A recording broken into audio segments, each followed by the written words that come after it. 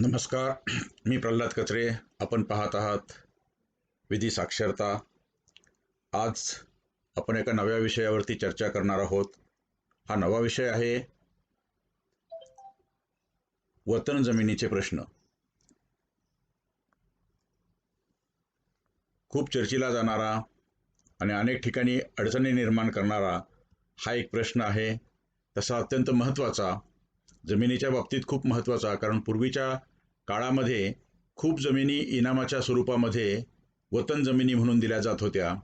जसजसा विकास झाला आणि गावाच्या आसपास विकास होत गेला, ते ग्रोथ सेंटर झालं. मग ते छोटंसं ग्रोथ सेंटरचं नगरपालिकासारखं क्षेत्र आणि मग मोठं महानगर असं रूपांतर होत असताना अशा जमिनीच्या रूपांतरणाचे प्रश्न निर्माण झाले, अशा जमिनीच्या हस्तांतराचे प्रश्न निर्माण झाले. आणि बहुतेक शहराच्या आजूबाजूला जे खेडे होते, त्या खेड्याची जी पूर्वीची समाजव्यवस्था होती, त्या समाजव्यवस्थेमध्ये असे वतनदार किंवा वतनाच्या जमिनी धारण करणारे लोक खूप होते. आणि म्हणून प्रत्यक्ष काम करताना वतनाच्या जमिनीचे असंख्य प्रश्न समोर आले. आणि हे चॅनल सुरू केल्यानंतर अनेक व्ह्युअर्सने मला कॉमेंटच्या माध्यमातून, ईमेलच्या माध्यमातून आणि व्हॉट्सअपच्या माध्यमातून वतन जमिनीच्या संदर्भात आपण व्हिडिओ करावा अशी ही विनंती केली. तेव्हा या संदर्भातल्या नेमकी वतन जमीन काय असते आणि याच्या संदर्भातले कायदे कोणते आहेत, त्या संदर्भात काय GR झालेले आहेत आणि आजची परिस्थिती काय आहे, हा भाग आपल्याला समजावून घ्यायचा आहे. पण एकाच व्हिडिओमध्ये हे संपूर्ण कव्हर करणं शक्य होणार नाही, म्हणून आपण त्याचे 2 भाग करू.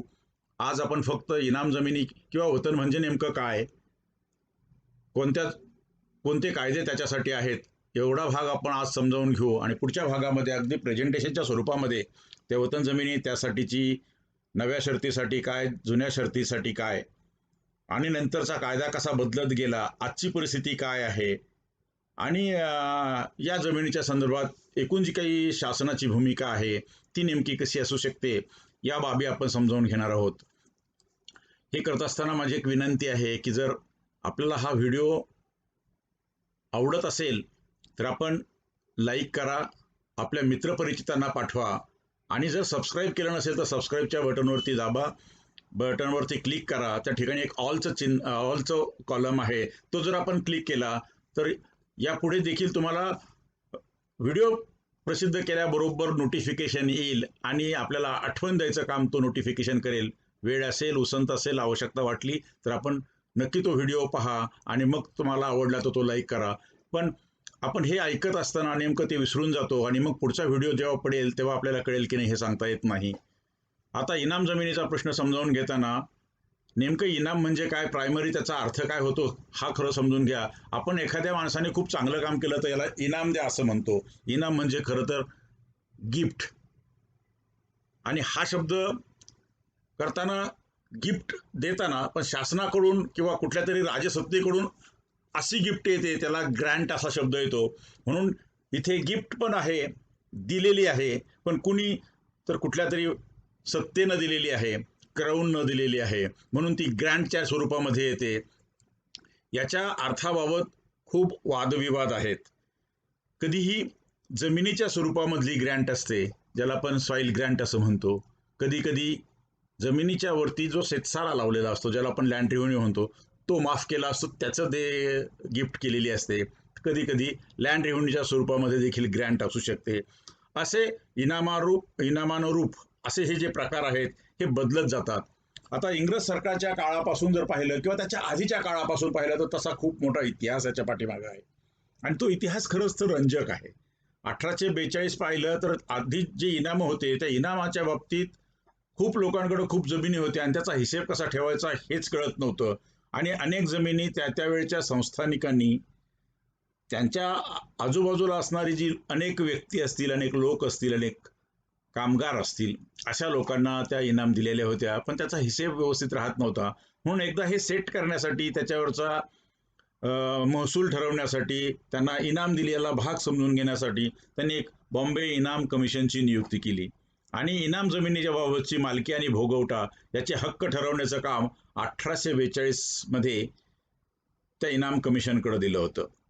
त्याच्यानंतर 1852 साली एक Bombay rent free estate act नावाचा ऍक्ट देखील आणण्यात आला आणि इनाम कमिशननं तात्काळ चौकशी करून हक्क ठरवण्यासाठी केलेल्या कायद्याबरोबर इथे जेव्हा मोठ्या जमिनी होत्या, विशेषतः देवस्थान जमिनीच्या बाबतीत हा कायदा बऱ्याच वेळा लावला गेला. नंतर 1861ला हे इनाम कमिशन रद्द करून टाकलं आणि 1863 साली एक्झम्पशन फ्रॉम लँड रेव्हेन्यू ऍक्ट 1863, त्याला ऍक्ट 2 ऑफ 7 असं म्हटलं आणि एक समरी सेटलमेंट करून मालकी हक्क निश्चित करण्याचं काम आणि त्यांना सनदा देण्याचं काम सुरू केलं. म्हणजे सरकारच्या बाजूनं जे काही होतं ते सरकारने देताना त्यांना रिग्रँट करावं अशी जी काही सुरुवात झाली ती साधारण 1863 पासून झाल्याचं आपल्याला दिसते.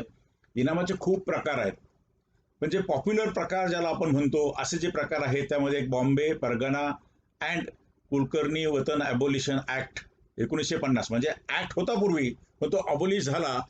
साधारण तो 1 मे 1951च्या दरम्यान झाला. हा पश्चिम महाराष्ट्रातल्या जिल्ह्यांना लागू होता.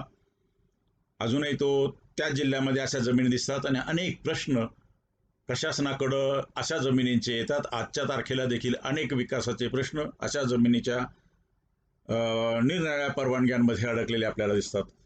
दुसरा एक लोकप्रिय प्रकार आहे Bombay service inams useful to community abolition act. हा अंमलात आल्याची तारीख आहे 1 एप्रिल 1954. पुणे व मुंबई हे दोन जे महसूल विभाग होते त्या महसूल विभागामध्ये जे जिल्हे होते त्या जिल्ह्यांपैकी ठाणा, कुलाबा आणि रत्नागिरी हे 3 जिल्हे वगळून बाकीच्या जिल्ह्यांना हा कायदा लागू आहे. तिसरा एक प्रकार आहे तो बॉम्बे मर्ज टेरिटरीज वतन ॲबोलिशन ऍक्ट. हा पुणे आणि मुंबई विभागातले जे समावेशित भाग होते किंवा मर्ज टेरिटरीज होत्या त्या एरियाजना लागू आहे. बॉम्बे इन्फिरियर व्हिलेज वतन ॲबोलिशन ऍक्ट 1958 हा ऍक्ट फार महत्त्वाचा आहे, याच्याविषयी खूप चर्चा झालेली आहे. हा निरनिराळ्या तारखांना लागू झाला. 1 फेब्रुवारी 1959 मध्ये हा मुंबई महसूल विभागातील जिल्ह्यांना लागू झाला. 1/8/59ला पुणे महसूल विभागातल्या जिल्ह्यांना लागू झाला. 1 फेब्रुवारी 1962 मध्ये औरंगाबाद महसूल विभागातल्या काही जिल्ह्यांचा प्रश्न होता तिथे लागू झाला. यालाच अनेकदा लोक इनाम वर्ग 6ब असंही म्हणतात. त्यालाच महार वतन देखील म्हणतात. महाराष्ट्र रेव्हेन्यू पाटील्स ॲबोलिशन ऍक्ट 1965 असा एक ऍक्ट आहे जो 1 जानेवारी 1963ला ऑल डिस्ट्रिक्ट्स इन महाराष्ट्र सर्व जिल्ह्यांना लागू झालेला आहे. हे जिल्हे आणि हे जे कायदे आहेत या कायद्यातलं जे काही मूल्य भरण्याची तारीख, त्यातला नवीन शर्तीचा किती पट रक्कम द्यायची होती, जुनी शर्त रक्कम द्यायची होती, हा सगळा भाग आपण पुढच्या व्हिडिओमध्ये पाहू. आजच्या तारखेला अस्तित्वातले इनाम कोणते? एक राजकीय सरंजाम इनाम. हा इनाम प्रकार फक्त सातारा जिल्ह्यातील आहे. सरंजाम इनामाबाबत अशा अजूनही तो अस्तित्वात आहे. देवस्थान इनाम वर्ग 3 नावाचा एक इनाम आहे, तो अजूनही अस्तित्वात आहे. सध्या अस्तित्वात असलेल्या इनाम प्रकारामध्ये देवस्थान इनाम वर्ग हा अतिशय महत्त्वाचा प्रकार आहे. कारण पूर्वीपासून गावातील काही जमिनी प्रमुख देवस्थानांना देवाच्या पूजे अर्चेकरिता सोडून दिलेल्या असतात. त्या जमिनी देवस्थानाच्या मालकीच्याच असतात. त्या जमिनीवर त्या देवस्थानाचे अनेकदा ट्रस्ट झालेले असतात आणि त्या जमिनीतून येणारे जे उत्पन्न आहे ते पूजे अर्चेचा खर्च भागवण्यासाठी वापरावा असं अपेक्षित असतं. देव जमीन करत नाही. देवाचे जे पुजारी असतात किंवा जो पूजेचा हक्क असणारी मंडळी असतात ते वहिवाटदार म्हणून काम करतात.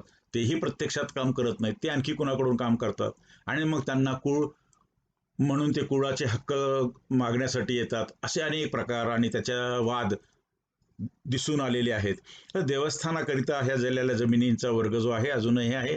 त्याचे जे काही प्रश्न आहेत त्याच्याबद्दलचा कायदा आहे, हा भाग देखील आपण पुढच्या व्हिडिओमध्ये पाहू. आज ढोबळमानाने वतन म्हणजे काय आणि वतनाचे प्रश्न काय असू शकतात एवढाच भाग आपण समजावून घ्यायचा प्रयत्न करूया. संकीर्ण इनाम किंवा किरकोळ बिनशेती इनाम असा एक वर्ग आहे, त्याला इनाम वर्ग 7 म्हणतात. तो सर्वसाधारणपणे शासनाकडे खूप मुबलक जमीन होती. खरं तर सर्व जमिनीचा प्राथमिक मालक किंवा आद्य मालक जर कोण असेल तर तो शासन असतं. आपण म्हणतात बघा, नेहमी बोलताना आपण बोलून जातो सबभूमी गोपालकी. तर ती सर्व जमिनी पूर्वी सरकारच्याच होत्या. सरकारने काही जमिनी काही लोकांना शेतसारा करून ऑक्युपन्सीसाठी म्हणजे भोगवटा करायला दिल्या, म्हणून जमिनीच्या सातबारावरती मालक हा शब्द आपल्याला दिसून येत नाही, तिथे भोगवटादार असा शब्द दिसतो. म्हणून सातबारा तुम्ही 10 वेळा वाचा, तुम्हाला मालक हा शब्द कुठेच मिळणार नाही. तिथे सरकारने फक्त शेतसारा घेण्याच्या अटीवर जमिनीचा साधारण 2.5 फुटाचा स्तर वापरायला दिला आणि त्या भोगवटा करता म्हणून त्याच्या बदल्यात असेसमेंट म्हणजे त्या जमिनीवरती काही आकार लावला. आपण त्याला आकारणी म्हणतो, लोक त्याला शेतसारा म्हणतात, काही लोक त्याला शेतपट्टी म्हणतात. तर असा देण्याच्या अटीवरती दिला. ज्यांना पूर्ण मालकी न दिला त्यांना वर्ग 1 म्हणतात. ज्यांच्यावरती काही नियंत्रणं होती म्हणजे दिला पण त्यांच्यावर नियंत्रणं ठेवली आणि पूर्ण मालकी दिली नाही, हस्तांतरावरती नियंत्रणं, वाटपावरती नियंत्रणं, गहाण टाकण्यावरती नियंत्रणं, असे जे नियंत्रण होते त्याला वर्ग 2 म्हटलंय. आणि असे जेव्हा संस्थांना दिल्या जातात तेव्हा व्यक्ती सोडून संस्थांना जेव्हा अशा जमिनी दिल्या जातात किंवा एनजीओजला दिल्या जातात, शाळेला दिल्या, धर्मशाळेला दिल्या, हॉस्पिटलला दिल्या किंवा इतर सार्वजनिक किंवा धार्मिक कामकाजासाठी दिल्या, तर अशा सारा माफीनं ज्या दिलेल्या अंशतः सारा माफी असेल किंवा पूर्णतः सारा माफी असेल, पण जेव्हा अत्यल्प किमतीला दिलेल्या आहेत त्याची सारा माफी पण केलेली आहे, हेतू सार्वजनिक आहे आणि सर्वांना उपयोगात येतील या अटीसाठी दिलेल्या आहेत, अशाला आपण किरकोळ बिनशेती इनाम किंवा त्यालाच आपण संकीर्ण इनाम असं म्हणतो. असे 3 प्रकार आजच्या तारखेला देखील अस्तित्वात आहेत. याचा धांडोळाच घ्यायचा असेल, याचा इतिहास पाहायचा असेल तर आत्रेंनी लिहिलेला गावगाडा वाचला पाहिजे. भारताचा सांस्कृतिक इतिहास म्हणून ओतूरकरांचं एक छानसं पुस्तक आहे, 1952ला लिहिलेलं आहे, सुंदर आहे. गणवीर रत्नाकरांचं संपादित केलेलं एक डॉक्टर बाबासाहेब आंबेडकर यांचं बहिष्कृत भारतातील एक अग्रलेख आहे. नंतर गाडगीळ, पुण्यांचे धर गाडगीळ नावाच्या त्यांनी एक शहरातील महाजन आणि नगरसेठ असं पुस्तक 1962 साली लिहिलेलं आहे. गायकवाड आणि सरदेसाई यांनी मराठीकालीन संस्था व विचार असं ही एक पुस्तक 1990ला लिहिलेलं आहे. नंतर तुम्ही विश्वकोश पाहिला तर विश्वकोशामध्ये माहिती दिसेल, तीच माहिती तुम्हाला विकासपीडिया आणि इतर गुगल किंवा ज्याला आपण ई रिसोर्सेस म्हणतो त्या ई रिसोर्सेसमध्ये दिसेल. नंतर महाराष्ट्राच्या इतिहासकालीन काळातील कारभाराचा अभ्यास असंही एक पुस्तक श ना जोशी यांनी लिहिलेलं आहे 1960 साली. त्याच्यातही त्यावेळेस, कारण वतनं ही आजची नाही आहेत, वतनं ही खूप पूर्वीच्या काळापासूनची आहेत, संस्थानिकांच्या काळापासूनची आहेत. तेव्हा तो इतिहास जर जुना पाहिला तर तो खूप रंजक असा वाटतो. किंवा यादवकालीन महाराष्ट्र म्हणून मुग पानसे यांनी लिहिलेलं पुस्तक आहे, ते जर वाचलं, 1963चं पुस्तक आहे, सुंदर इतिहास त्याच्यामध्ये मिळेल. जोगळेकरांचं एक वतन मॅन्युअल म्हणून खूप प्रसिद्ध आहे, पण ते खूप जुनं पुस्तक आहे, त्याच्यानंतर बरीच परिस्थिती बदललेली आहे. पण ते जोगळेकरांचं पुस्तक ॲलिनेशन मॅन्युअल असं म्हणून त्याला ओळखतात किंवा जोगळेकरांचं मॅन्युअल म्हणून देखील त्याला ओळखतात. तुम्ही जोगळेकर्स मॅन्युअल म्हणून जरी गुगल केलं तरी तुम्हाला ते मिळेल. पण ते फार जुने संदर्भ आणि याहीपेक्षा खूप जुने प्रकार आणि अनेक प्रकार त्याच्यामध्ये आपल्याला इनामाचे दिसतील. त्यानंतर इतिहास, महाराष्ट्राचं जीवन, अशी बरीच पुस्तकं आहेत की ज्यातनं याची खरी अंडरस्टँडिंग, ज्याला आपण म्हणतो चांगलं अंडरस्टँडिंग, डीप अंडरस्टँडिंग येण्यासाठी अशी पुस्तकं आणि त्यावेळेचा जो काळ आहे तो आपण समजावून घेतला पाहिजे. कुठल्या पूर्वीची जी काही ग्रामस्वराज्याची पद्धत होती आपल्या देशामध्ये, प्रत्येक गावाकरता आणि देशासाठी जो कोणी काम करत असेल त्या कर्तव्य करणाऱ्या व्यक्तीला त्याच्या उपजीविकेचं काय करायचं, राजा आणि म्हणजे जो कोणी सत्ताधीश असेल किंवा संस्थानिक असेल तो तर मोठा असेल, त्याच्याकडे खूप जमिनी असते, पण जे सगळ्यांची सेवा करतात त्याला फक्त मानमरातब देऊन त्याचं पोट भरत नाही, म्हणून उपजीविकेचं काहीतरी साधन असतं. आणि म्हणून आपण इनाम या शब्दाचा अर्थ पाहताना गिफ्ट हा शब्द वाचला होता, तेव्हा त्याला मानमरातब दिलं वतनदार म्हणून, पण त्याला खाण्यासाठी काहीतरी हवं असतं, उपजीविका चालण्यासाठी, म्हणून काही लोकांना जमिनी पण दिलेल्या आहेत. आणि त्या दिलेल्या जमिनीला जे उत्पन्न मिळतं वंशपरंपरेने ते चालत राहतं आणि ते तिथे राहतात त्याच गावांमध्ये, त्याला वतन असं म्हणतात. तेव्हा वतनाच्या अर्थाबाबत बरेच वादविवाद आहेत. काही लोक म्हणतात जिथे राहतात त्याला वतन म्हणतात, काही लोक म्हणतात जे दिलं त्याला वतन म्हणतात. यात चाकरी, वृत्ती, अधिकार, हक्क, नेमणूक याचा सगळ्यांचा अंतर्भाव होतो. हे हक्क आणि त्या अनुषंगाने येणारे जे कर्तव्य उपभोगण्याची राजमान्य आणि लोकमान्य पद्धत म्हणजे वतन, आणि हे वतन नावाची संस्था झाली. कारण खूप वतन पूर्वीच्या काळामध्ये प्रत्यक्ष शेतकरी आणि प्रत्यक्ष संस्थानिक म्हणून कमी आणि वतनदार जास्त अशी त्याची परिस्थिती होती. आणि म्हणून तुम्ही पहा शिवकालीन इतिहास पहा किंवा त्याच्या आधीचा इतिहास पहा, मुस्लिमांच्या काळातला इतिहास पहा, त्या प्रत्येकाच्या काळामध्ये जेव्हा कुणीतरी आपल्यासाठी काम करतं आणि आपल्याला खूप खुश करतं, त्याला काहीतरी देण्याची एक मानवी प्रेरणा असते आणि ती वृत्ती, तेव्हा हे तुम्ही घ्या असं आपण अनेकदा पिक्चरमध्ये जेव्हा निर्णय राजघराण्यांचं काम पाहतो किंवा शिवकालीन इतिहास आपण जेव्हा पाहतो, तेव्हा वतनाच्या मुद्द्यावरती आपल्याला खूप संदर्भ येतात. तेव्हा वतन या संज्ञेच्या उत्पत्तीविषयी मतांतर आहेत. सगळ्यांचं एकमत कुठं दिसत नाही. काही विद्वान म्हणतात वर्तन या संस्कृत शब्दावरून वतन हा शब्द बनला. काही लोक म्हणतात उपजीविकेचं शाश्वत साधन किंवा उदरनिर्वाहाचं वेतन ज्याच्यातून निर्माण होतं ते वतन. काही विद्वान म्हणतात हा अरबी शब्द आहे आणि वतन म्हणजे जन्मभूमी किंवा जिथं तो राहतो ते घर, ते ठिकाण. तेव्हा उत्पन्नाची शाश्वती ही वतनदार पद्धतीतील मूलभूत संकल्पना आहे, असं साधारण आत्ता जे सगळे कायदे दिसतात किंवा जो इतिहास दिसतो त्यावरून आपल्याला त्याचा एक सारांश काढता येऊ शकतो की उत्पन्नाची शाश्वती ही वतनदार संस्थेच्या पद्धतीतील मूलभूत संकल्पना आहे. वंश परंपरेनं काम करण्याचा हक्क असणारा वतन धारण करणारा गावकरी, मग तो कोणत्याही धंद्यावरती पोट भरत असो, त्याला साधारण वतनदार असं म्हणतात. का तर तो वतनाच्या साठी म्हणून ते काम करत असतो, असं आपल्याला या ग्रामसंस्थांच्या संदर्भात दिसून येतं. ग्रामसंस्थांचा कारभार नीट चालावा म्हणून त्या काळी किंवा प्राचीन काळी राज्यकर्त्यांनी अशा वतनाला मान्यता दिली आणि आपल्या मर्जीतल्या लोकांना, विशेषतः अनेकदा आपल्याला असं दिसतं की जेव्हा शासनाच्या काही वस्तूंचं, शासनाच्या काही संपत्तीचं, शासनाच्या काही योजनांचं वितरण करायचं असतं तर आधी जवळची माणसं येतात, मर्जीतली माणसं येतात, नात्यातली माणसं येतात. तेव्हा त्यांना सुरुवातीला जे दिले ते इनाम, आणि इनाम जे म्हणतात त्यालाच वतन म्हणतात आणि तेच वतनदार असा तो शब्द पुढे रूढ झाला. जे आपल्या हुशारीने किंवा पराक्रमाने राज्य मिळविण्यासाठी आणि त्याचे रक्षण करण्यासाठी मदत करतात त्यांना देखील दिलं जातं तोही वतन. त्यांना असे इनामे कायमची मिळायला लागली. शासन व्यवस्थेमध्ये जे उच्चाधिकारी असे असतात त्या उच्चाधिकाऱ्यांना तोडून दिलेले जमीन म्हणजे वतन, अशी ती प्रथा सुरू झाली. राजे किंवा सरदार हे देवालयांच्या योगक्षेमासाठी जमिनी देतात, त्यातून देवस्थान इनाम हा वर्ग आला.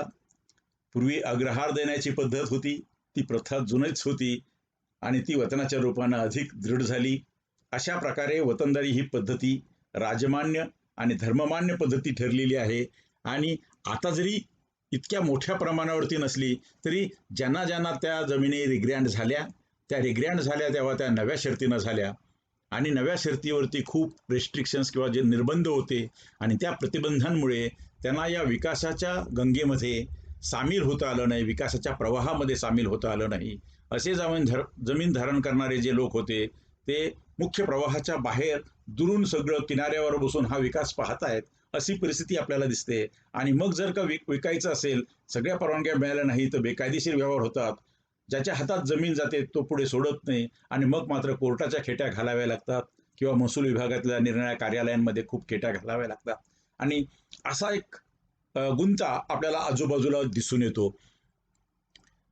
या वतनदारीचे प्रमुख प्रकार जे आहेत त्याच्यामध्ये आपण आता काही लोकप्रिय प्रकार पाहिले.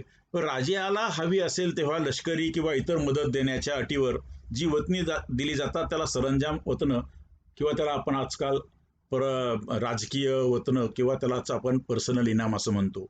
म्हणजे हे जेव्हा संस्थानिक होते आणि अशा संस्थानिकांना या जमिनी दिल्या जायच्या त्याला आपण सरंजामी वतन, सरंजामशाहीचे वतन किंवा पर्सनल इनाम असं म्हणतो. गाव कामगार जे होते, प्रत्येक गावाला गावाच्या गावकारभार चालविण्यासाठी खूप कामं लागत होती. पूर्वीच्या काळी असे काही मुंबईतलं मंत्रालय जसं आहे तर प्रत्येकाच्या गावात असं मंत्रालय नसायचं, पण असंच मंत्रालय कधी ना कधी चालत आलेलं आहे. फक्त ते दिसत नव्हतं पण होतं अस्तित्वात. आणि अशा गावकामगार हा त्याच व्यवस्थेचा भाग होता. आणि अशा गाव कामगाराला गावकीकडून म्हणजे गावाच्या सभेकडून, जिथे संस्थानिक नाही तिथे गावाच्या सभेकडून ग्रामव्यवस्थेमध्ये विशिष्ट गोष्टी देण्याची प्रथा होती. आणि याशिवाय बलुतेदार मंडळी पण होती. त्या बलुतेदारांना देखील ते कामगार जे करायचे, ते कारागिरी जी करायचे त्याच्यासाठीचा मोबदला म्हणून कायमस्वरूपी शेतकऱ्याकडून धान्य द्यायचे. तसंच त्यांना काही काही ठिकाणी जमिनी द्यायचे, काही ठिकाणी फक्त रेव्हेन्यूमध्येच माफी, म्हणजे शेतसाऱ्यामध्ये माफी, असे जे प्रकार आले त्यातनं हा इनाम प्रकार इव्हॉल्व्ह होत गेला. वतन संस्था इव्हॉल्व्ह होत गेली. त्या वतन संस्था ही भारतातील समाजव्यवस्थेमध्ये निश्चितपणे केव्हा प्रविष्ट झाली याबद्दल अनेक मतभेद आहेत. काहींच्या मध्ये इसवी सनाच्या प्रारंभापासून अस्तित्वात होती ही पद्धत, अंशतः अस्तित्वात होती. काही म्हणतात नाही नाही नाही असं काही नाही आहे. मध्ययुगामध्ये सरंजामशाहीचा जसा विकास झाला, खूप संस्थानिक जसे निर्माण झाले आणि बड्या संस्थानिकाला छोट्या संस्थानिकाची मदत होती, किंवा ज्याच्याकडे खूप सैन्य आहे त्याच्या सैन्याची मदत लागत होती, अशा वेळेस ती निर्माण झाली. काही विद्वान तर असं मानतात की महाराष्ट्र आणि कर्नाटकामध्ये चालुक्य राष्ट्रकूट काळामध्ये, म्हणजे साधारण 606 पासून 975 पर्यंत, म्हणजे साधारण 7व्या शतकाच्या प्रारंभापासून 10व्या शतकाच्या उत्तरार्धापर्यंत ग्रामव्यवस्थेमध्ये वयस्कर पुढारी किंवा मोठी माणसं, जी थोरली माणसं होती ते, आणि व्यापारी श्रेणीचे प्रतिनिधित्व यांचे महत्त्व असे, आणि त्यांनी ही प्रथा सुरू केली. ग्रामसंस्थेच्या कारभारामध्ये काही अधिकारपदं काही कुळांकडे वंशपरंपरेने दिली जातात. बघा, आपण खेड्यामध्ये अजूनही ती कुळं आपण पाहतो, आणि जात आणि कुळांना त्या काळी कायमची जमिनी दिल्या जायच्या आणि तशी प्रथा होती. तिथेही इनामाचा उगम किंवा वतनाच्या जमिनीचा उगम आहे असंही काही विद्वान मानतात. त्यामुळे त्या त्या कुळातील अधिकारी आपापली कामं दक्षतेनं करीत यादव काळापूर्वी ही संस्था व्यवस्थित कार्यरत असल्याचे दाखले शिलालेखांमधून मिळतात, ताम्रपटांमधून मिळतात, असं देखील. म्हणून इतिहास शोधताना ह्या सगळ्या गोष्टी पाहिल्या पाहिजेत. यादव काळामध्ये म्हणजे साधारण 980 पासून तर 1318 पर्यंत, म्हणजे 10व्या शतकापासून तर 14व्या शतकाच्या पूर्वार्धापर्यंत वतनदारी पद्धत पूर्णतः प्रस्थापित झाल्याची काही अनेक उल्लेख आपल्याला निरनिराळ्या ग्रंथांमध्ये मिळतात. आता त्यामध्ये जे पाहिजे ते काही आपण इनाम समजावून घ्यायचा प्रयत्न करू. आता पाटील इनाम, बराच खूप लोकांकडे अशा जमिनी आहेत आणि पाटील इनामाच्या जमिनी बऱ्याच ठिकाणी दिसून येतात, आणि असे प्रश्न येतात.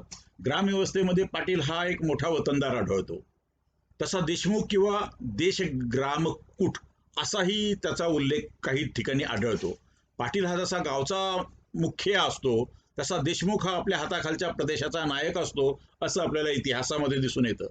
वतनाच्या अधिकाराचं महत्त्व मोठं असलं तरी जे त्याला कर्तव्य पालन म्हणतो, त्याला त्या पाटील नावाच्या ज्या पदाला जी कर्तव्य दिली आहेत ते पालन करण्याची इच्छाही त्यापेक्षा जास्त महत्त्वाची असते. म्हणून वतनदार हे लोकांचे प्रतिनिधी म्हणून लोकांच्या हितासाठी झटणारे लोक असल्यामुळे त्यांना मान दिला जातो. तेव्हा लक्षात ठेवा की केवळ शेती दिली, जमीन दिली इतपत महत्त्वाचं नाही, त्यांच्या उपजीविकेची सोय केली एवढंच महत्त्वाचं आहे. त्याच्या बदल्यामध्ये त्यांनी व्यवस्थेला काहीतरी द्यायचं आहे, आणि ते फार महत्त्वाचं आहे, आणि म्हणून लोक त्यांना मान देत होते, आणि ही मानाची पदं होती असं आपल्याला दिसून येतं. वतनदारांनी आपल्याच वतनाचा आणि आपल्या अधिकाराचा मोठा अभिमान त्यांना वाटायचा. ग्रामसंस्था ही प्रत्येक गावात, आणि तिचा जो काही कारभार आहे तो ग्रामसभा किंवा ग्रामपंचायत नावाची जी सभा असते ती आपण करत होती. पुढे मात्र ही व्यवस्था थोडी बदलली. ग्रामीण भागात देशक सत्ता, काही ठिकाणी असे उल्लेख दिसतात की देशक सत्ता आली. देशमुख, देशपांडे, पाटील, कुलकर्णी, चौगुला आणि प्रमुख ग्रामस्थ या सर्वांचं मिळून एक देशक बनायचं. गावाच्या कारभारासाठी ज्या सभा असत त्यात 12 बलुतेदार शेतकरी, जोशी या सर्व जनपदस्थ लोकांचा, बघा एका बाजूला देशक आहे म्हणजे ती नियंत्रण करणारी मंडळी आहे, गावाचं कार्यकारी मंडळ आहे, आणि त्यांच्या पुढे जे बसतात ते आहेत जानपादस्थ लोकांचा समावेश असे. यातील सर्वजण वजनदार असत, पण काही लोक त्यातले वतनदार असत. त्यामुळे राजसत्ता बदलली तर अधिकारी बदलत, पण लोकव्यवहाराचा कणा बनलेली जी वतनदार मंडळी होती, ज्यांच्याकडे जमिनी गेल्या होत्या, ते मात्र कायम असत. यादवांच्या काळामध्ये देखील परमार, शिलाहार, काकतीय इत्यादी वंशाचे जे राजे होते ते अधूनमधून ते हस्तक्षेप करायचे, आणि या वतनाच्या संदर्भात काय गोंधळ आहे हे ते पाहत असायचे.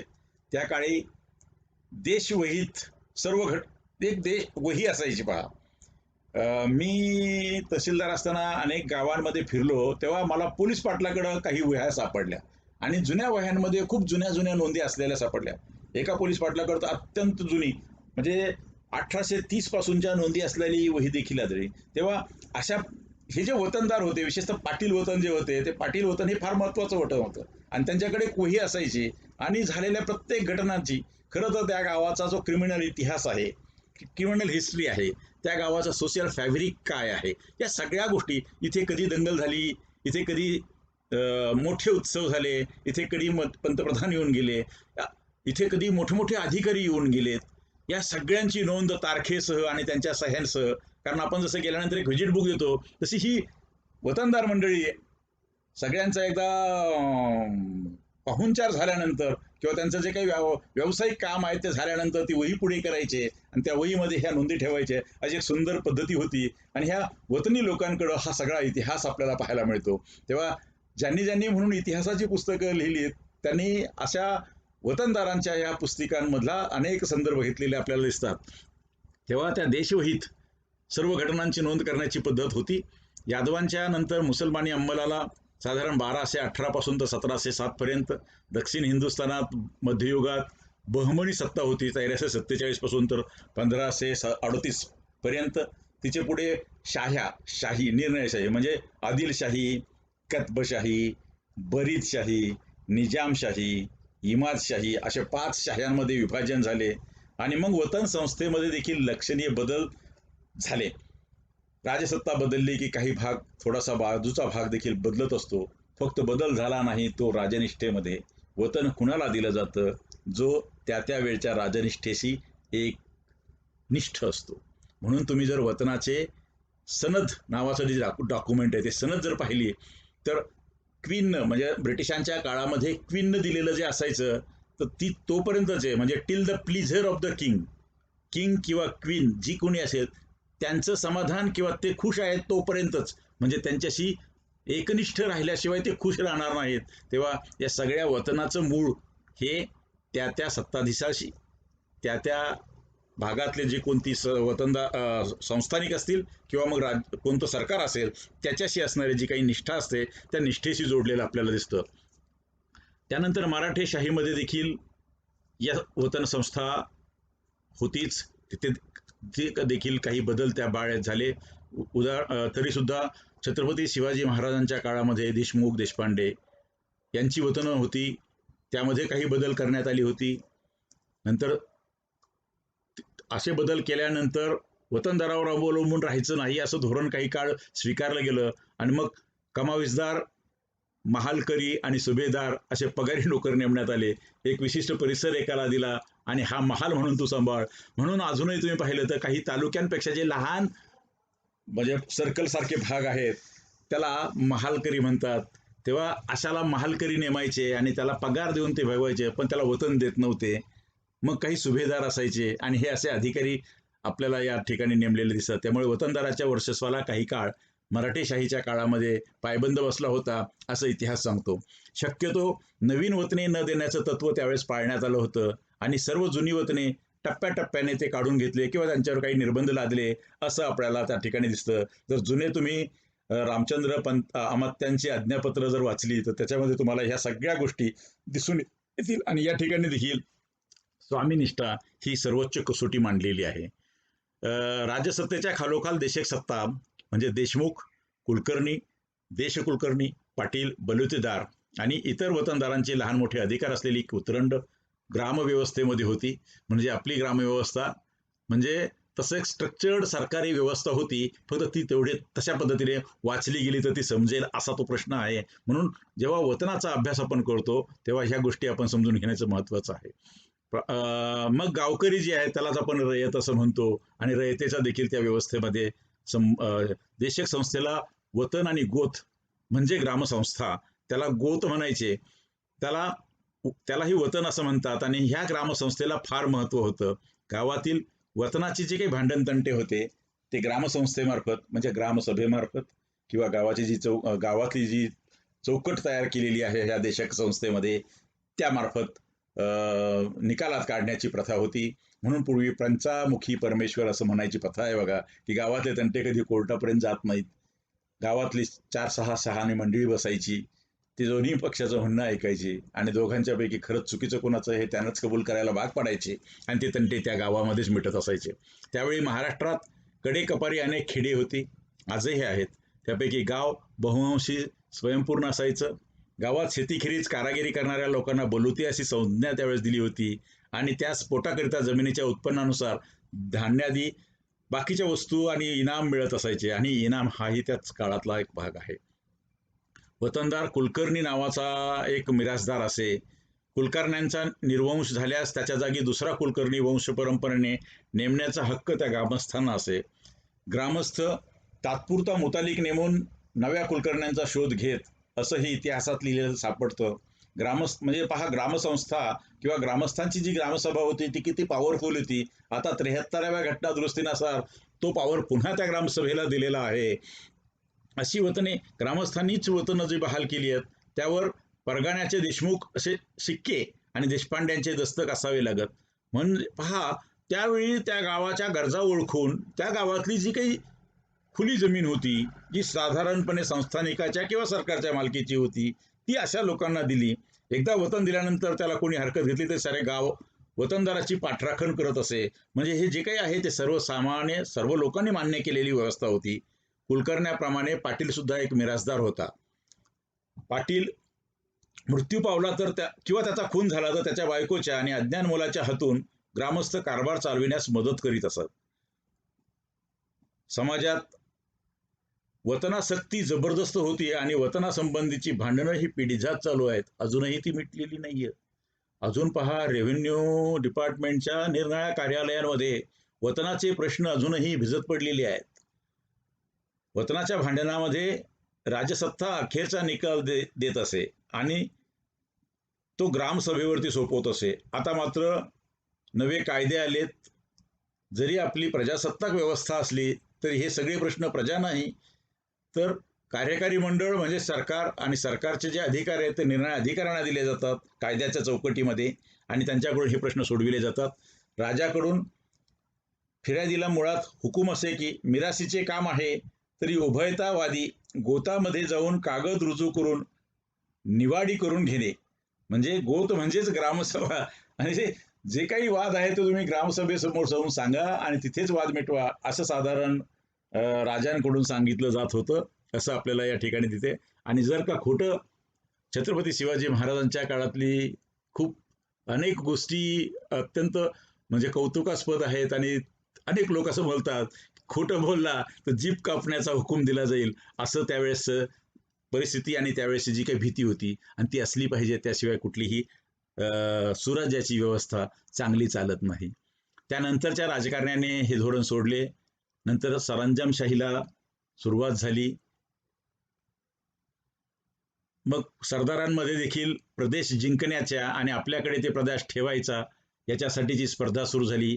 पुढे पेशवाई आली. पेशवाईच्या काळात मराठ्यांचा विस्तार होऊनही, मराठी साम्राज्याचा विस्तार होऊनही सरंजामशाहीमुळे एकसूत्री राज्य राहिलं नाही आणि स्वतंत्र संस्थाने उदयाला येत गेली. त्यानंतर ब्रिटिश आले. ब्रिटिशांनी हिंदुस्थान पांताक्रांत केला. त्यानंतर अव्वल इंग्रजी अंमलात ही संस्थाने कायम ठेवली. ग्रामसंस्थेतली पाटील, कुलकर्णी, महार ही वतनं तसेच चालू राहिली. पण देशमुख देशपांडे यांची सरंजामी वतनं मात्र नष्ट केली. पुढे स्वातंत्र्योत्तर भारतात संस्थानाच्या विलिनीकरणाबरोबर वतने सुद्धा संपुष्टात आली आणि मग वतनाच्या ॲबॉलिशन म्हणजे ज्याला वतन आहे वेतन निर्मूलन कायद्यांचं पर्व सुरू झालं. कुलकर्णी, पाटील, चौगुला, देशपांडे, देशमुख, महार, महाजन वगैरेंच्या वतनासंबंधी आणि त्यांचे हक्क आणि कर्तव्य, त्यांचा मानमरातब आणि त्यांची उपजीविकेची साधनं इत्यादी बाबतची निरनिराळ्या गोष्टी कायद्यानं नियंत्रित करण्याची प्रथा त्यानंतर सुरू झाली. आणि अशा सगळ्या प्रथांमध्ये आपल्याला हे वतनं दिसतात.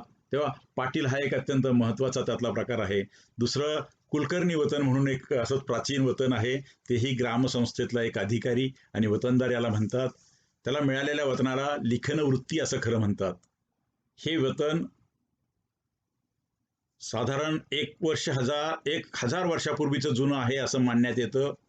गावातले एकूण जमिनीच्या 25वा हिस्सा म्हणजे ज्याला आपण 1/4 म्हणतो, 25वा हिस्सा 4% साधारण कुलकर्णी व चौगुला यांना इनाम देण्याची वहिवाट होती. त्यांना जमिनीवर शेतसारा नसे म्हणजे महसूल मुक्त ते दिलं जात होतं.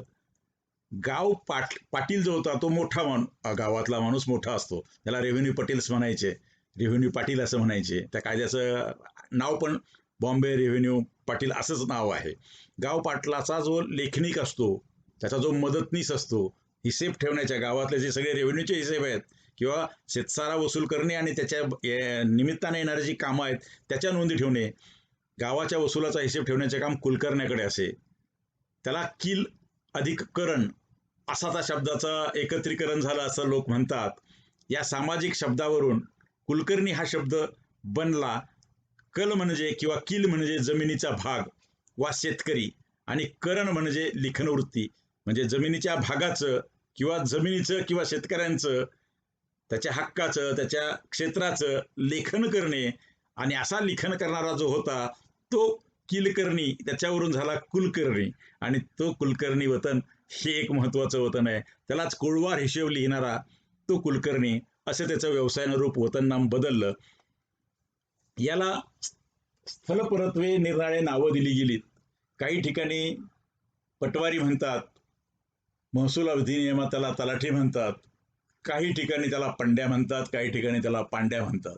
बहुधा कुलकर्णी ब्राह्मण असत, परंतु प्रभू, मराठे, लिंगायत, मुसलमान या जातीतली लोक देखील कुलकर्णी म्हणून काम करत होती. कुलकर्णी हे पद होतं, ती जात नाही.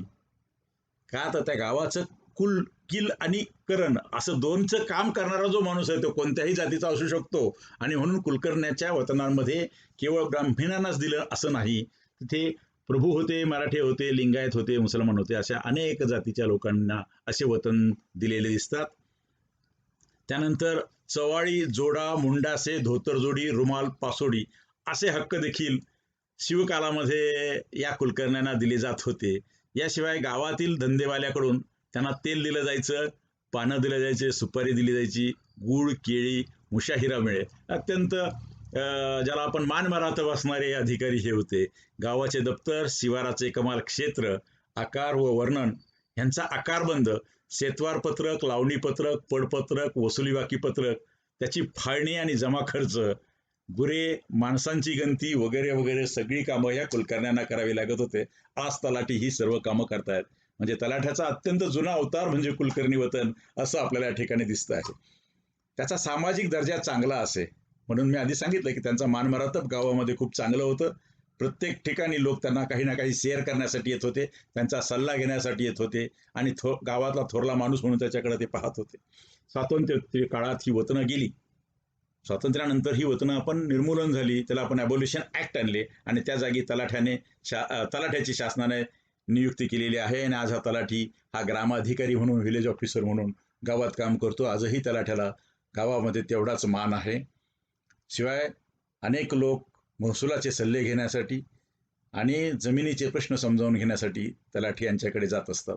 तेव्हा हा एक कुलकर्णी वतनाचा एक संक्षिप्त इतिहास आपल्याला दिसतो.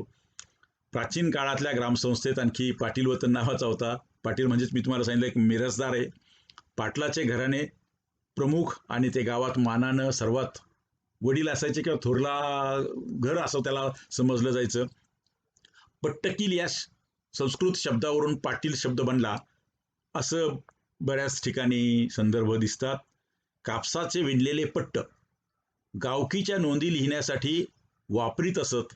ते वेळूच्या नळीत जतन करायचे. तेव्हा बघा, आपण जेव्हा अनेकदा जुने संवादाचे साधनं पाहतो तेव्हा असा गोल वेळूत विणलेली एक छोटेसा असं पट्टा दिसायचा आणि त्या कपड्यावरती लाल रंगाचा किंवा निळ्या रंगाचे कपडे असायचे आणि त्याच्यावरती राजे महाराजे किंवा संस्थानिक आपला मजकूर लिहायचे किंवा मेसेज लिहायचे आणि तो पुढे पाठवायचे. त्यावेळेस आपल्यासारखं काही इथं ट्विटर किंवा टेलिग्राम किंवा व्हॉट्सअप किंवा ईमेल असं काही साधन नव्हतं.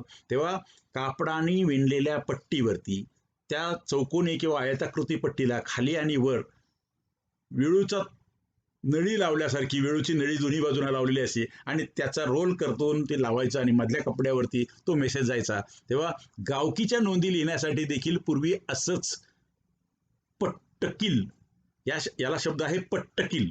म्हणजे पट्ट म्हणजे नोंदी लिहिण्यापूर्वी वापरत असलेले जे काही जतन केलेलं कापसाचं विणलेलं पट्ट आहे त्याला, आणि या नळकंड्याला ते पट्टकील असं म्हणायचे. या शब्दावरून पुढे पट्टकील, पट्टकीलचं पटायलू, पाटेल, पाटील या क्रमाने तो शब्द भ्रंश होत गेला आणि मग शेवटी तो पाटील या शब्दावरती येऊन स्थिरावला आणि त्या शब्दातनं पाटील हा रूढ अर्थानं वतनदार झाला आणि मग त्याला संपूर्ण ठिकाणी पाटील वतन असं साधारण म्हटलं जायला लागलं. विका राजवाड्यांच्या मते चालुक्यादी घराण्यांच्या वेळी गणसंघातील काही गण गावगणाचे पाटेल्लू बनले आणि काही गण कुणबी झाले. तज्ज्ञांच्या मते पाटीलकी हे वतन जमिनीच्या नांगरपट्टी बरोबरच उदयास आले, म्हणजे जमीन जेव्हापासून होती तेव्हापासून पाटील वतन होतं असेही काही संदर्भ आहेत. पाटलाला ग्राम संस्थेमध्ये देशपरत्वे कमी अधिक मानमारात भा मिळतच होता असं दिसतं. पाटलाला गाव पाटील किंवा पाटील मुकादम असेही म्हणतात.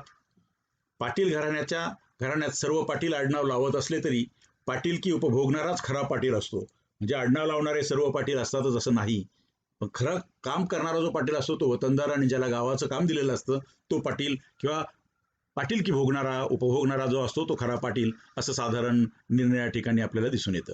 पाटीलकी हे वतन महार, मुसलमान, ब्राह्मण, कुणबी इत्यादी जातीत असल्याचे देखील उल्लेख आढळतात.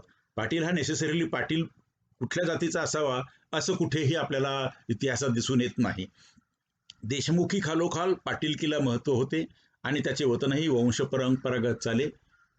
जुन्या काळी पाटील हा जणू गावचा राजा असे. महाराष्ट्रात देशपरत्वे त्यास भिन्न नावे आढळतात. पूर्वीच्या काळी कोल्हापूर, सांगली संस्थानात त्याला चौधरी काम गावंड असे म्हणायचे. कोकणात चौगुला आणि इतरत्र पाटील, काही ठिकाणी जात पाटील, काही ठिकाणी सर पाटील, काही ठिकाणी जडे पाटील असेही म्हटलं जायचं. आणि म्हणून देशपरत्वे किंवा जसं जसं आपण वेगळ्या परिसरात जाऊ तसे त्याचे संदर्भ बदलायचे, पण मात्र काम त्यांचं एकच असायचं आणि वतन ते शेवटीपर्यंत तसंच आहे. याशिवाय पोलीस पाटील आणि मुलकी पाटील. आता पोलीस पाटील पहा, हा क्रिमिनल काम पाहतो, फौजदारी स्वरूपाचं काम जे असेल, आणि मुलकी पाटील हा महसुली स्वरूपाचं जे काम असेल, मुलकी स्वरूपाचं असं आपल्याला दिसतं. पण नंतरच्या काळामध्ये फक्त पोलीस पाटील राहिला आणि मुलकी पाटील हळूच निघून गेला आणि ती सगळी कामं तलाठ्याकडे गेली असं आपल्याला या ठिकाणी दिसून येतं. अशी पूर्वीच्या गावामध्ये पोलीस पाटील आणि मुलकी पाटील अशी विभागणी आपल्याला दिसायची. पाटील हा गावचा मुख्य मिराजदार असायचा. त्याच्याकडून मुलकी आणि दिवाणी हे दोन्ही स्वरूपाचे अधिकार असत, पण तो साधारण मुलकी स्वरूपाचं काम पाहत असे. गावाचा सारा वसूल करणे ही पहिली त्याची जबाबदारी असे. एखाद्या वर्षी जमली नाही आणि त्याला कुलकर्णी मदत करायचा. एखाद्या वर्षी रक्कम जमली नाही तर ती त्या स्वतःला भरावी लागायची. म्हणजे वतनाचा भाग असा होता की त्याला ती तितका वसूल करून देणं भाग होतं त्या संस्थानिकाला किंवा राजाला. पाटलाचे काम गावची सुव्यवस्था ठेवून शांतता ठेवणे देखील होते. गावाच्या सुरक्षिततेची पूर्ण जबाबदारी त्यांच्यावर असायची. नंतर काळ बदलला आणि ती जो पोलीस पाटील आहे, ग्राम पोलीस पाटील, त्यांच्याकडे गेली. म्हणूनच पाटीलगडी जे जिथे राहायचे त्याला पाटीलगडी असं म्हणायचे. मोठा वाडा असायचा, कचेरीसारखं काम तिथे चालायचं. सर्वसाधारणपणे त्याच्यावर पूर्ण जबाबदारी असेल. पाटीलगडी सर्वसाधारणपणे पाटीलगडी म्हणजे त्या भागातलं सरकारची ऑफिस आहे असल्यासारखं लोक पाहायचे त्याच्याकडे. ऐतिहासिक कैफतीत पाटील म्हणतो, गावची चाकरी, लावणी, उगवती वगैरे जे सरकारचे काम पडते ते मी करीत असतो असं साधारण पूर्वीच्या इतिहासामध्ये पाटलाचं काय रोल आहे किंवा पाटील इनामाचं काय रोल आहे हे आपल्याला याच्यातून दिसतं. त्यामुळे पीक पाणी, बलुतेदारांच्या तक्रारी, वतनदार, सामाजिक संस्थानं, त्यांच्यातले भांडणं, ते निवारण करणं, त्याच्यावरती देखरेख करणं हे त्याची संपूर्ण कामं असायची.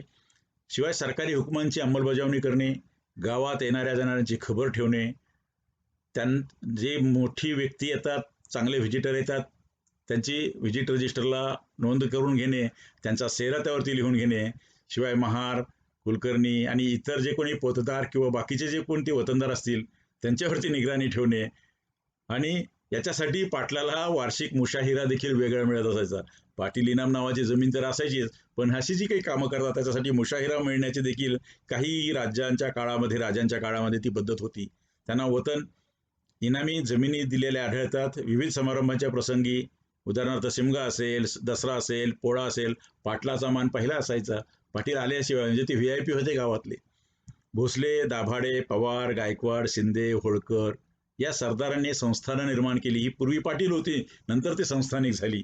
तरी ते पाटीलकीला कवटाळून राहिले. त्यांनी नवीन पाटील वतनं संपादन केली. म्हणजे हे पाटलाच्या बाबतीत तुम्ही पाहिलं तर संस्थानिकाचा इतिहास जर पाहिला तर त्याच्या मुळाशी पाटील वतन होतं हे आपल्याला हळूच कळेल. अव्वल इंग्रजी राजवटीमध्ये पाटीलकीचं महत्त्व असाधारण होतं.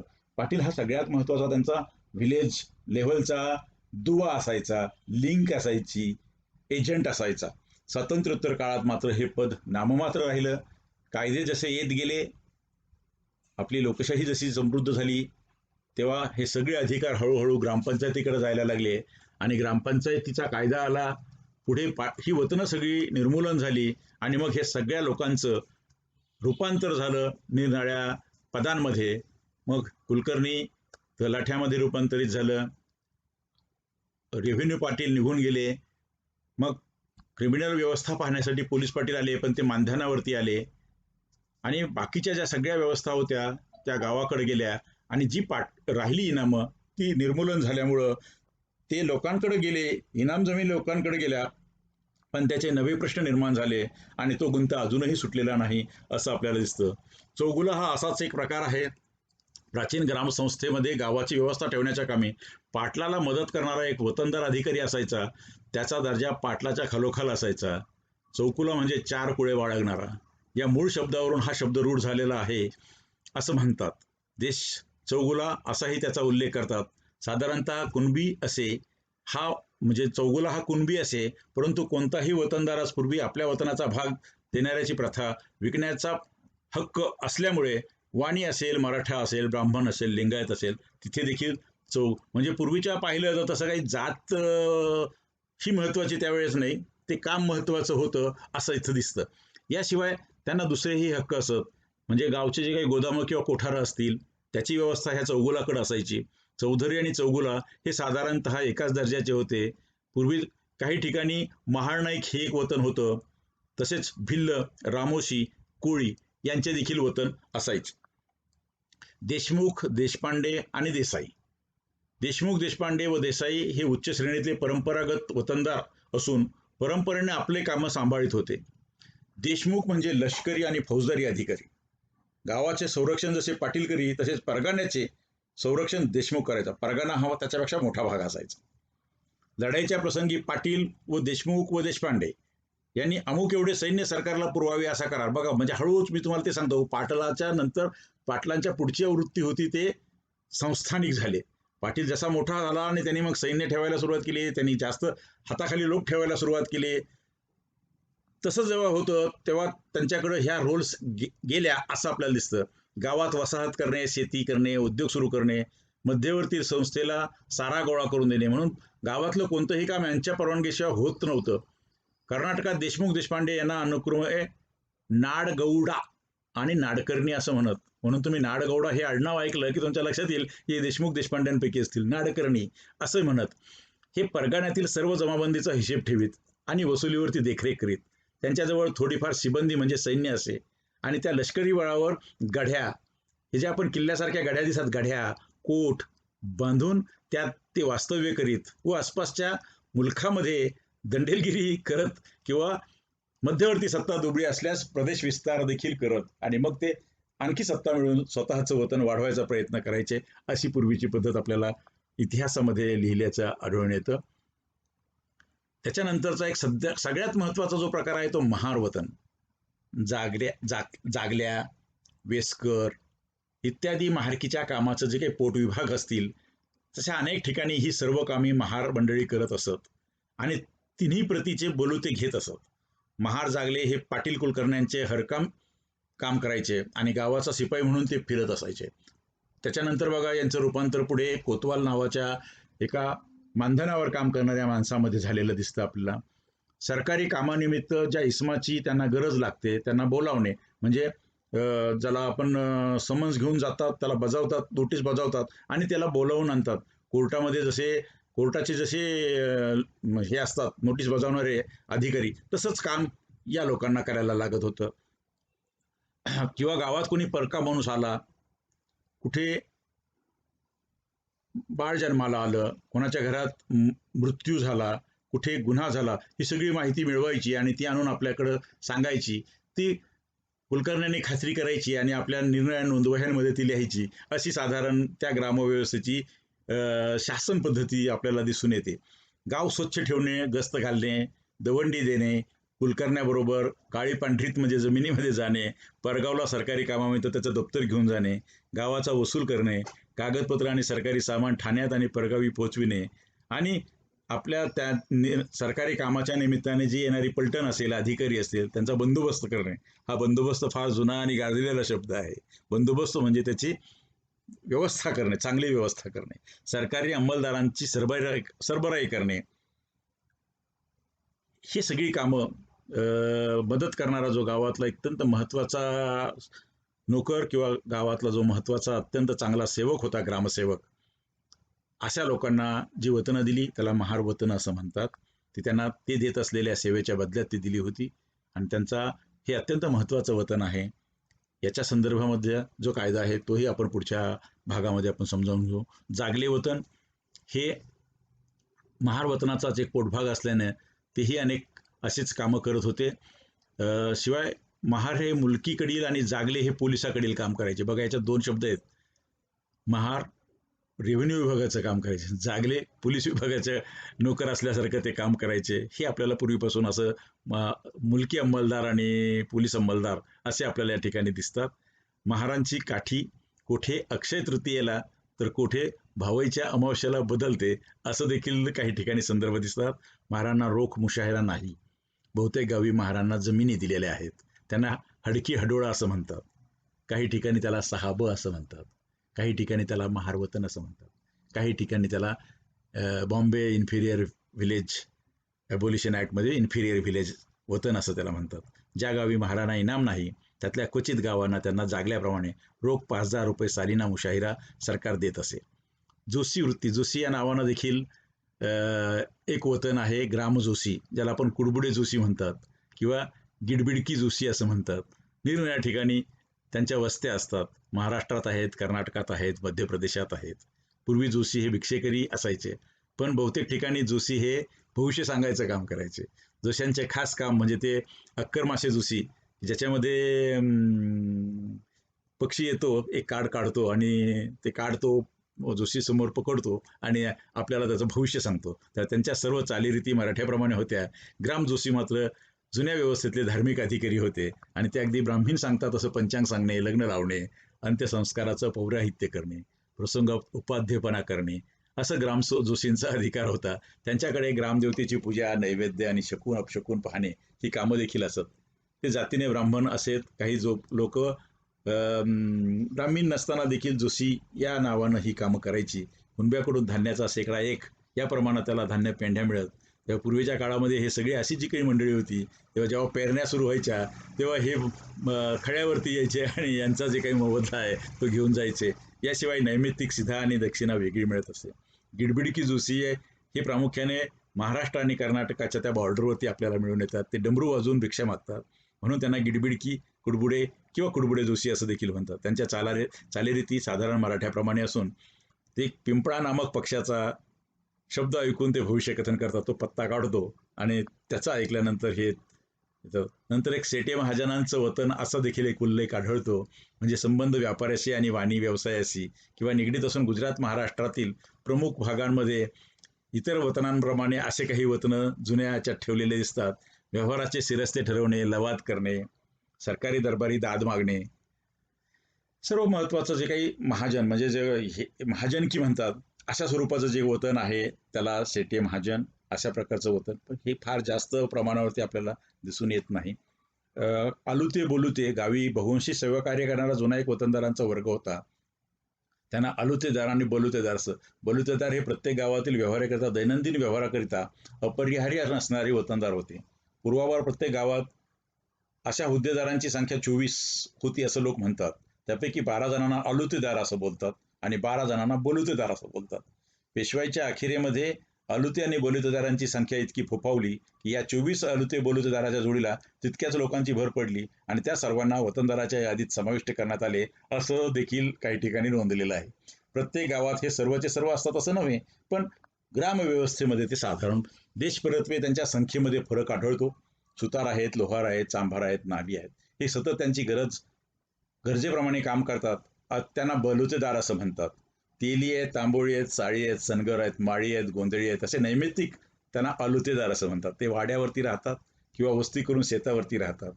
अर्थात आपापल्या शेतीजवळ राहणारे सोयीचे असल्यामुळे मुख्य गावठाणाजवळ जमीन असलेले वतनदार गावठाणात राहतात, तर लांबवर जमीन असलेले वतनदार रानात वस्ती करून राहतात असं त्या गावकीमध्ये दिसतं. हळूहळू त्यांच्या वस्तीच्या वाड्या बनत काही आलुतेदार दरवर्षी ठराविक हंगामात एका गावाहून दुसऱ्या गावी जातात. उदाहरण आहे गोंधळी आहे, घडशी आहे, खिसाडी आहे, कैकाडी आहे. तेव्हा असंही आपल्याला दिसतं. दरसाला ठराविक हंगामामध्ये व्यवसाय परत्वे गावोगाव भटकणारे असे फिरस्तेही कालांतराने एका ठिकाणी थांबले, त्या ठिकाणी त्यांना जमिनी मिळाल्या आणि ते त्या ठिकाणची वतनदार झाले. अशा वतनदारामध्ये तीर्थोपाध्याय, डोंबारी, मांगगारुडी, दरवेशी, नंदीबैलवाले, नंतर कलावंत, कुडमुडे, नंतर जोशी, वासुदेव इत्यादीचा अंतर्भाव आपल्याला दिसतो.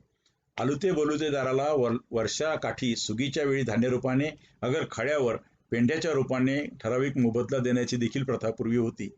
फिरस्ते मात्र प्रत्येक शेतकऱ्याकडून विकलेल्या मोबदल्यात किंवा हत्यारे अवजाराची जी दुरुस्ती करून दिली त्याचा मोबदला म्हणून केलेल्या कामाची किंवा काही लोक खेळ करमणुकीचे कार्यक्रम करायचे, सांस्कृतिक कार्यक्रमाच्या पोटी देणग्या मागायचे. असं हे सगळं जर पाहिलं तर पूर्वीच्या ग्रामव्यवस्थेमध्ये त्या ग्रामव्यवस्थेच्या गरजा पाहून निर्माण झालेली ही एक वतन व्यवस्था ही अत्यंत महत्त्वाची अशी संस्था होती. वतन व्यवस्थेने प्रत्येक व्यवहारात त्या कुटुंबाची मक्तेदारी आणि एकाधिकार निर्माण केला. त्यामुळे आपसातील स्पर्धा नाहीशी होऊन धंदा व्यवसाय सुद्धा सांप्रदायिक बनला. गावातील गिऱ्हाईक कुटुंबे बांधली गेली.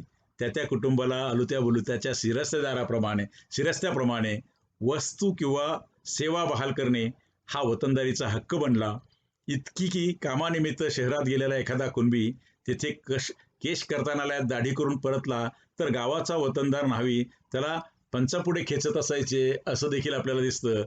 अशा बाबतीत पंचायतीने सुद्धा वतनदार बलुतेदाराचा हक्क मान्य केल्याची उदाहरणे आपल्याला इतिहासात दिसतात. वाटेल त्या न्हाव्याकडून आपण हजामत करून घेऊ असे रयतेला वाटणे साहजिक आहे, परंतु हा समज कसा भ्रामक आहे हे 1919 मध्ये उच्च न्यायालयात दिलेल्या एका निकालात स्पष्ट झालं. बघा निकाल त्यावेळेचा आहे. या निकालात उच्च न्यायालयाने असे ठरवले की वतनदार न्हाव्याचे हक्क वतनदार जोशाप्रमाणेच आहेत. म्हणजे त्या गावात त्याचा व्यवसाय चालला पाहिजे म्हणून सर्वांनी त्यांच्याचकडे जे काही त्याचं काम आहे ते केलं पाहिजे असं या ठिकाणी दिसतं. म्हणून हा जो रंजक इतिहास आहे हा समजून घेतल्याशिवाय आपल्याला वतन संस्था कळणार नाही. आणि हे सगळे वतन एकदा बारकाईनं आपण पाहिले की आपल्या लक्षात येतं की पूर्वीची संपूर्ण व्यवस्था ही वतनावरती अवलंबून होती. मात्र स्वातंत्र्य मिळालं, इंग्रजांची राजसत्ता गेली आणि नंतर आपला देश स्वतंत्र झाला. आणि ह्या देश स्वतंत्र झाल्यानंतर त्याच्यामध्ये औद्योगिकरण सुरू झालं, शहरीकरण सुरू झालं, वाहतुकीची साधनं, संदेशवहनाच्या सुविधा आणि दळणवळणाच्या सुविधा वाढल्या आणि ग्रामीण भागाचा चेहरा बदलायला लागला. त्यांचा शहराशी संपर्क वाढला. परिणामतः जातपंचायत, ग्रामपंचायत याच्या अनिर्बंध सत्तेला मर्यादा पडल्या. गावकऱ्याच्या नैमित्तिक गरजा भागविण्याकरिता बाजारात सर्व प्रकारच्या वस्तूंची आणि उपकरणांची विक्री सुरू झाली. स्पर्धा वाढायला लागली आणि म्हणून एकाच न्हाव्याकडे सर्वांनी जावं, एकाच धोब्याकडे सर्व कपडे धुवायला द्यावेत, एकाच याच्याकडे ते इस्त्रीला द्यावेत, अशा ज्या काही पूर्वीच्या स्वयंभू गावाच्या कल्पना होत्या त्या हळूहळू मोडीत निघाल्या. आणि विनिमयाकरता धान्याचं माध्यम पूर्वी होतं की प्रत्येक गोष्टीसाठी खळं चालू असताना लोक त्या खळ्यावरती यायचे आणि तिथूनच घेऊन जायचे. त्याला हळूहळू माध्यम देवघेवीची बदलली आणि लोक तिथे रोख पैसे द्यायला लागले. आणि हळूहळू ही जी काही वतन संस्था आहे ती थोडीशी वीक, ज्याला आपण म्हणतो ती तशी वीक होत गेली किंवा दुर्बल होत गेली. आणि साहजिकच दैनंदिन व्यवहारामध्ये पैशाच्या चलनाचा वापर सुरू झाल्याबरोबर हे बलुतेदार आणि कारागिराचा व्यवसाय चालेनासा झाला. मोलमजुरीसाठी त्यांना हे खेड्याबाहेर पडावं लागलं, पण त्यांच्या जमिनीचा प्रश्न मात्र तसाच राहिला. सुरुवातीला जेव्हा सरकार होतं तेव्हा जोपर्यंत पूर्वीचा काळ होता वतनं त्यांच्या नावावरती होती, पण जेव्हा वतन ॲबोलिशन झालं तेव्हा जमिनी सरकारच्या नावावरती गेल्या. वहिवाट त्यांचे आणि नाव मात्र सरकारचं. तिथून प्रश्न सुरू झाले आणि तो गुंता अजूनही चालूच आहे. इंग्रजी राजवटीतील राजकीय हस्तक्षेप आणि मग महाराष्ट्रात 1947-48 मध्ये 47ला स्वातंत्र्य मिळालं. त्यानंतर कुळकायदा आला 48ला आणि कुळकायद्यामुळे अनुपस्थित जमीनदाराचा, ज्याला ॲब्सेंटी लँडलॉर्ड होते, त्यांचा मोठा प्रश्न निर्माण झाला. सगळेच वतनदार स्वतः जमिनी करत नव्हते, त्या जमिनी इतर कुणाला तरी दिलेल्या होत्या आणि म्हणून त्या वतनदार आणि त्याचा कुळ हा एक नव्या भांडणाचा प्रकार सुरू झाला. आणि तो एक गुंता रेव्हेन्यू विभागाच्या समोर आणि त्या गावकीच्या समोर यायला लागला. त्यामुळे अनुपस्थित मालकी असलेले देसाई, देशमुख, देशपांडे इत्यादींची वतनं संपुष्टात आली आणि मालकी आणि वहिवाट यांचे नवे प्रश्न निर्माण झाले. संस्थानातील इनामं नष्ट करण्याच्या 1955च्या कायद्यामुळे 51, 52, 53, 55, 60, 62 आणि 65 काही 67 पर्यंत ही वतनं निर्मूलन करण्याचं काम सुरू राहिलं. या सरंजामी वतनदारांचा खेड्यांशी संबंधही तुटला. ते कायमचे शहरवासी बनले, मात्र त्यांच्या जमिनी मात्र खेड्यात राहिल्यात. जमिनीत जीव गुंततो माणसाचा, मातीत जीव गुंततो, त्यामुळे त्यांचा जीव मात्र तिकडेच राहिला. त्यासाठी सतत ते तहसील कचेरीच्या, प्रांत कचेरीच्या, कलेक्टर, मग रेव्हेन्यू ट्रायब्युनल, नंतर हायकोर्ट आणि सुप्रीम कोर्टापर्यंत ही माणसं झगडत आहेत. अशा प्रकारे 20व्या शतकाच्या मध्यास हा जो 1,500 किंवा 1,000-1,500 वर्षापूर्वीपासून चालत आलेली जी काही वतन संस्था होती ती संपुष्टात आली. पण ती संपुष्टात येताना मालकी आणि वहिवाटीचे नवे प्रश्न, नव्या समस्या सुरू झाल्या आणि म्हणून वतनांचा वाद हा तसा बऱ्यापैकी मोठा वाद आहे. पूर्वी वतनं देण्याच्या पद्धतीमुळे जुन्या समाजव्यवस्थेचा, ग्रामीण समाजव्यवस्थेचा तत्कालीन राज्यकर्त्यांनी आपल्या सोयीनुसार उपयोग करून घेतला. आधुनिक काळात देखील आजही आपल्याला वतनं संपले तसं नाही. आज फक्त त्याची नावं बदललीत. पूर्वी त्याला वतन म्हणायचे, आता त्यालाही त्यावेळेसही ग्रँट म्हणायचे, पण आता त्याला नवे नावं दिली आहेत. कोणी त्याला मिशन म्हणतं, कोणी त्याला अभिकरण म्हणतं. आणि मग ही अभिकरणं आणि ही मिशन्स मग तेही जवळच्याच व्यक्तीची असतात, बहुतेक स्थानिकांच्या किंवा सत्ताधीशांच्या जवळच्या व्यक्तीचे असतात. आणि म्हणून पाहिलं असेल तुम्ही की बहुतांशी सरकारी जमिनी कुणाला मिळतात, हाही वतनाचाच प्रकार नाही काय. आणि आपण जेव्हा संकीर्ण वतन म्हणतो तशा संकीर्णाच्या माध्यमातून अशी नवं वतनं निर्माण झाल्याचं आधुनिक काळात देखील आपल्याला दिसतं. ही स्थिती प्रगत आधुनिक समाजामध्ये आणि राजकीय आणि आर्थिक रचनेत दिसून येते. म्हणजे वतनाचा इतिहास कसा इव्हॉल्व्ह होत गेला, त्याची उत्क्रांती कशी होत गेली, हा मर्यादित भाग आज आपण या ठिकाणी पाहत आहोत. अर्थातच या परिस्थितीचा आविष्कार स्थल कालानुरूप बदलत असतात, तेव्हा यातून एक प्रकारची गतिशीलता आपल्याला या ठिकाणी, सामाजिक गतिशीलता आहे, त्या गतिशीलतेमध्ये वतन नष्ट झाले, मात्र वतन जमिनीचे प्रश्न कायम राहिलेत. आणि म्हणून हा वतन जमिनीचा कायदा आणि या पुढचे जे कायदे आहेत, मग तर बॉम्बे इनाम कमिशन असेल, Bombay rent free estate act असेल, इनाम कमिशन रद्द झाल्याचं जे काही 1861चा प्रकार आहे, exemption from land revenue act आहे, Bombay pargana and Kulkarni watan abolition act 1950, Bombay service inams useful to community abolition act 1953, Bombay merge territories watan abolition act 1958, Bombay inferior village watan abolition act 1958, Maharashtra revenue Patils abolition of office act 1965, the personal inam abolition act 1952. हे सगळे act आणि त्याच्या संदर्भातले जे काही भोगवटा मूल्य ठरवलं ती भरण्याची शेवटची तारीख, नव्या शर्तीचं जे काही भोगवटा मूल्य किंवा त्याला ऑक्युपन्सी प्राईस होतो ती, जुन्या शर्तीसाठीची ऑक्युपन्सी प्राईस, हे सर्व शेतीसाठी. आणि जर ते बिगर शेतीसाठी व्यवहार केला तर काय, आणि जर का न परवानगी घेता व्यवहार केला तर काय, हे जे काही भाग आहे हा आपण पुढच्या व्हिडिओमध्ये समजावून घेऊ. आजचा हा जर भाग आपल्याला आवडला असेल तर आपण लाईक करा, आपण सबस्क्राईब केलं नसेल तर सबस्क्राईब करा. आपल्या मित्रपरिचितांना आणि ज्यांना वतनाचे प्रश्न आहेत किंवा ज्यांना वतनाच्या जमिनीच्या संदर्भातले काही माहिती हवी आहे, अशा आपल्या मित्रपरिचितांना जरूर हे शेअर करा. पुन्हा आपण भेटूया पुढच्या भागामध्ये याचा पुढचा भाग घेऊन. तोपर्यंत आपण थांबूया. धन्यवाद.